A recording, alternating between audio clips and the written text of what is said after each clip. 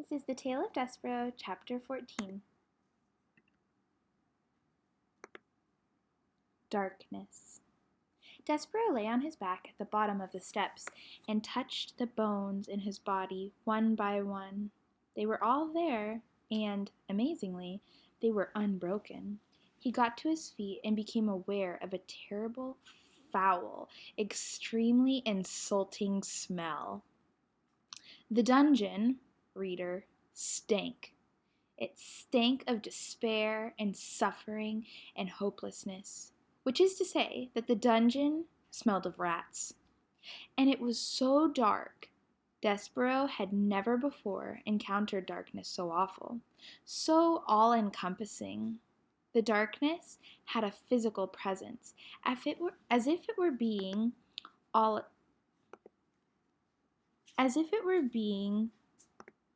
all its own. The mouse held one paw up in front of his whiskers. He could not see it, and he had the truly alarming thought that perhaps he, Despereaux Tilling, did not even exist. "Oh my!" he said out loud. His voice echoed in the smelly darkness.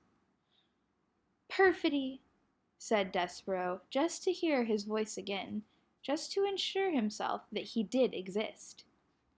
"Pee," said Despereaux, and the name of his beloved was immediately swallowed up by the darkness. He shivered. He shook. He sneezed. His teeth chattered. He longed for his handkerchief. He grabbed hold of his tail. It took him a long, frightening moment to even locate his tail, so absolute was the darkness. To have something, anything, to hold on to. He considered fainting. He deemed it the only reasonable response to the situation in which he had found himself. But then he remembered the words of the threadmaster: honor, courtesy, devotion, and bravery. "I will be brave," thought Despereaux. "I will try to be brave like a knight in shining armor. I will be brave for the Princess P." How best for him to be brave? He cleared his throat.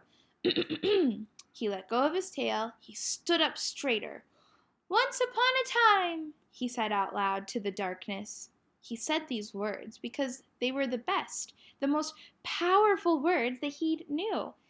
And just saying them comforted him.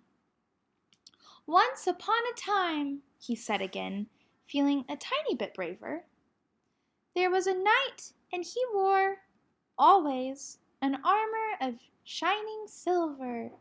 "Once upon a time," boomed a voice from the darkness, "a knight in shining armor? What does a mouse know of such things?" That voice, the loudest voice that Despereaux had ever heard, could only, he assumed, belong to the world's largest rat. Despereaux's small, overworked heart stopped beating, and for the second time that day, the mouse fainted.